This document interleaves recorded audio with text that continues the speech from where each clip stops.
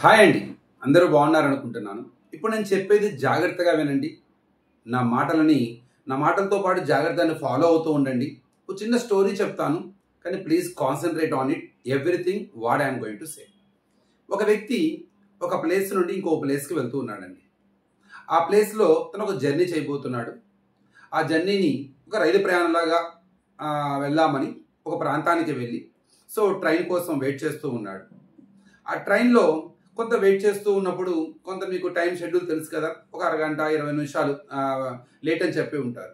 అక్కడ అటు ఇటు తిరుగుతూ ఒక చిన్న కాఫీ తాగుదామని ఒక షాప్ కాడికి వెళ్ళి ఒక మంచి ఫిల్టర్ కాఫీ తాగి అటుగా ఇటుగా పరిగెడుతున్న జనాలను చూస్తూ ట్రైన్ కోసం పడిగాపులు కాస్తున్న ఆ జనాలను అబ్జర్వ్ చేస్తూ అక్కడే కింద చిన్న చిన్న దుప్పట్లు వేసుకొని అక్కడే పడుకుంటూ కొంతమంది పిల్లలు అటు ఇటు తిరుగుతూ తినుబండారాలు ట్రైన్ వచ్చినప్పుడు అమ్మే వాళ్ళ తాపత్రయము ఆ పరిగెత్తే విధానం చూస్తూ చిన్నగా అయితే ఆ వ్యక్తి ట్రైన్లో అడుగు పెట్టాడు. ఆ ప్లాట్ఫామ్ దాటి ఆ స్టేషన్ దాటి చిన్నగా తన ఫాస్ట్ పెంచుకుంటున్న రైలు కిటికీ పక్కన తను నిదానంగా కిటికీలో నుంచి అంటే ఆ కిటికీతో కాలంతో పాటు పరిగెడుతున్నాయా అన్నట్టుగా, నిజంగానే కదులుతున్నాయి అన్నట్టుగా బిల్డింగులు, హౌసెస్, రోడ్డు మీద చాలా బిజీగా తిరిగే మనుషులు, కార్లు, ట్రైన్ ట్రాక్ వచ్చినప్పుడు ఆ గేటు వేసినప్పుడు ఆగిపోయిన జనాలు, అలాగా అవుట్స్కట్స్లో నుంచి ఆ ప్రయాణం కాస్త ఎడారి లాంటి ఒక పచ్చని బయళ్ళ మధ్యలోకి సాగింది. ఆ వెళ్తున్న క్రమంలోనే చుట్టూ ఉన్న పొలాలను చూశాడు. ఆ పొలాలలో ఆడుకుంటున్న పిల్లలను చూశాడు. ఆ రైతులు ఆ పొలం కోసం చేసే పనులు, వాళ్ళ యొక్క శ్రమని అబ్జర్వ్ చేసుకుంటూ వెళ్తున్నాడు. అలానే ఆ పచ్చని పొలాల్లో తెల్లటి పక్షులను చూశాడు. అప్పుడప్పుడే చిన్నగా నీలమేఘస్వామ్యంగా మబ్బులు పట్టిన ఆ వాతావరణంలో చల్లటి గాలి వీస్తూ ఉంటే ఆ కిటికీ పక్కన నుంచొని ఆ గాలిని ఆస్వాదిస్తున్నాడు ఆ ప్రయాణికుడు. చిన్నగా ఆ ప్రయాణం ఇంకొద్దిగా ఫాస్ట్గా సాగుతూ ఉంది. ట్రైన్ సౌండ్ చాలా గట్టిగా వినపడుతూ ఉంది. ఇది చాలా ఫాస్ట్గా వెళుతుంది అనేది తన యొక్క చేతికి అర్థమవుతుంది, తన గుండెకి అర్థమవుతుంది. అలానే గాలి చాలా గట్టిగా తన ఫేస్ మీద తగులుతూ ఉంది. ఆ గాలిని ఆస్వాదిస్తూ కొద్దిసేపు కళ్ళు మూసుకొని ఒక చిన్న తెలియని ఒక చిన్న కునుకు లాంటిదే కానీ మెలకువగా ఉన్న ఒక కొనుకుని అలా కళ్ళు మూసుకొని అలా ఒక చిన్న నిద్రలోకి జారుకునే ప్రయత్నం చేస్తూ, కానీ ఆ కిటికీ గుండా కనపడే ఆ ప్రకృతిని విడవలేక, చూడకుండా ఉండలేక ఆ నిద్రను ఆపుకొని ఆ తలని ఆ కిటికీ యొక్క చార్లు ఉంటాయి కదండి, అక్కడ పెట్టి ఆ ప్రపంచాన్ని చూస్తూ ఉన్నాడు.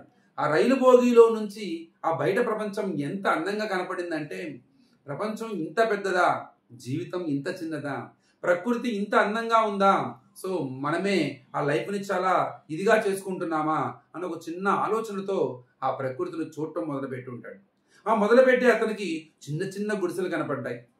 ఉండటానికి కూడా అవకాశం లేని ప్రాంతాలు కనపడ్డాయి. అక్కడ ఎలాంటి సదుపాయాలు లేకుండా ఆడుకునే పిల్లలు కనపడ్డారు. అలానే చుట్టుపక్కల ప్రాంతాలు అసౌకర్యంగా ఉన్నా కూడా అక్కడే బతుకున్న జీవన సరళను చూశాడు. పచ్చటి పొలాలను చూశాడు. ఎండుటి బీళ్లను చూశాడు. ఆ వెళ్తూ ఉండే క్రమంలో చిన్నటి సెలయేర్లు చూశాడు.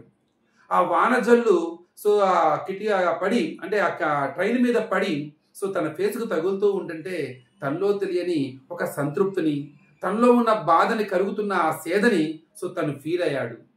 ఈ ప్రయాణం ఇంకా అలా ముందుకు వెళ్తూ ఉంటే సాయం సంధ్యం వేళ రానే వచ్చింది. అప్పుడే సూర్యుడు అస్తమించడానికి రెడీ అవుతూ ఉన్నాడు. అది అస్తమిస్తున్నాడా లేదు ఉదయిస్తున్నాడా అర్థం కాని పొంతన. దిక్కులు చూస్తే గాని సరిపోల్చుకోలేని ఆ వాతావరణాన్ని చూసి మంత్రముగ్ధుడైపోయాడు. అలాగా అక్కడ ఎర్రటి గోళంలా ఉండే ఈ సూర్యుడు చిన్నగా ప్రయాణించి ఆరెంజ్ కలర్లో మన కళ్ళతో మనం స్పష్టంగా చూడగలిగే ఆ ఎర్రటి గులాబీని తను చూస్తూ అది అలాగా ఆ ఆకాశము భూమి కలిసే ప్రాంతంలోకి ఇంకిపోవడం చూశాడు. అప్పుడు దాకా కళ్ళారా చూసిన ఈ ప్రపంచం చీకటవడం కూడా గమనించాడు. తన కళ్ళకి కనపడకుండా పోతున్న ఈ ప్రపంచాన్ని చూసి ఓహో జీవితం ఇంతే కదా, మళ్ళీ తెల్లారేదాకా ఈ జీవితం చీకట్లోనే ఉంటుందా, మళ్ళీ తెల్లారుతుందేమన్న ఆశతోనే కదా మళ్ళీ మనం నిద్రలోకి జారుకునేది మళ్ళీ కూసేపు సేద తీరితే మళ్ళీ ఉదయించే సూర్యుడికి వస్తా ఉదయం అంటే సూర్యుడికి ఉదయము సాయంత్రం ఉండదు, ఆయనకి అస్తమించడం ఉండదు. మనకి ఉంటుంది సూర్యోదయము సూర్యాస్తమాలు. మనకి ఆయన వెళ్ళిన తర్వాత మన జీవితం అంధకారం అవుతుంది, కానీ తెల్లారి కన్ఫర్మ్గా వస్తాడన్న ఒక నమ్మకంతోనే మనం హ్యాపీగా నిద్రపోతూ ఉంటాం. సో ఇలాంటి ఈ జర్నీలో తను హ్యాపీగా సో ఆ రాత్రి చల్లని వెన్నెలను చూడటం మొదలుపెట్టాడు. ఆ చల్లని వెన్నెల్లో పొద్దున చూసిన పొలాలు సరికొత్త అందాన్ని ఇస్తూ ఉన్నాయి. అంటే మధ్యలో దారి మధ్యలో వస్తున్న ఆ వెలుతుర్లు, రోడ్డు మీద ఉన్న వెలుతుర్లు, ఆ టైంలో కూడా విశ్రమించకుండా పరిగెడుతున్న జనము, ఆ చల్లని గాలిలో చల్లని వెన్నెల్లో ఆ ఆకాశాన్ని చూస్తూ సో కడుపారా ప్రశాంతంగా తన లైఫ్ని తను ఒకసారి అంటే తన సెల్ఫ్ని తన గురించి ఆలోచించుకుంటూ ఆ ప్రయాణం కొనసాగించాడు ఆ వ్యక్తి. ఏంటి ఎందుకు ఈ కథ, ఎందుకు చెప్పాను ఇదంతా, ఏం జరిగింది ఇప్పుడు? నిజంగా ఇది కథ చెప్తున్నానా? చెప్పలేదండి. నేను ఒక చిన్న ఇమాజినేషన్ చెప్పాను. ఇంతకీ మీరు ఈ ప్రయాణం నా కథ అంతా జాగ్రత్తగా మీరు ఫాలో అయి ఉంటారు. ఈ కథలో ఆ వ్యక్తి ప్లేస్లో మిమ్మల్ని మీరు ఊహించుకున్నారా? మీరు కూడా ఇక్కడ నా మాట వింటూ నేను చెప్పిన ఒక కల్పితమైన కథలో అక్కడ నేను చెప్పిన ప్రతి మాటని మీరు కళ్ళతో ప్రత్యక్షంగా చూడగలిగారా? మేబీ నేనైతే చూడగలిగానని చెబుతూ కూడా మీరు కూడా చూస్తుంటారనుకుంటున్నాను. ఏంటి దీనివల్ల? ఇల్యూషన్. మనుషులం మనం కన్ఫర్మ్గా మనకి మంచి అంటే మనం కరెక్ట్గా కనుక కొన్నిటిని ఆలోచిస్తే అంటే మనకి నచ్చేవి, మన కనెక్ట్ అయ్యేవి మనల్ని చాలా విషయాలు ప్రభావితం చేస్తాయి. డైరెక్ట్గా కూడా కాదు, ఇండైరెక్ట్గా.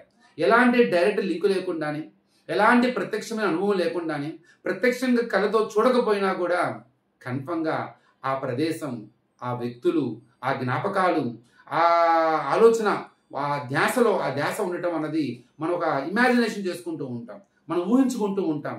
ఆ ఊహ కూడా అమితానందమైన ఆనందాన్ని కలిగిస్తూ ఉంది. ప్రత్యక్షంగా చూసినప్పుడు ఎలాంటి అనుభవాన్ని ఇస్తుందో అంతకన్నా ఎక్కువ రేట్ల అనుభవాన్ని ఇస్తూ ఉంటుంది. కన్ఫర్మ్గా మీరు ఈ ప్రయాణంలో మీరు కూడా ఉన్నారని ఆశిస్తూ ఉన్నాను. కూసేపైనా మీ ఆలోచనల దగ్గర నుంచి మీ యొక్క మీ ఆలోచనలకి అలానే మీరు పడే సంఘర్షణకి కొద్దిగా దూరంగా మిమ్మల్ని ట్రైన్లో తీసుకెళ్లే ఒక చిన్న ప్రయత్నం చేశాను. ఇందుకు నేను సక్సెస్ అయ్యానా లేదా? మీరు నిజంగానే ప్రయాణించారా లేదా? ఆ ప్లేస్ని నా మాటలకి కనెక్ట్ అయ్యారా? మీరు ఊహించుకున్నారా లేదా అన్నది మీరు చెబితే నాకు తెలుస్తుంది. కామెంట్ బాక్స్లో మాత్రం ఒపీనియన్ని కామెంట్ బాక్స్లో ప్రయత్నించండి. Thank you.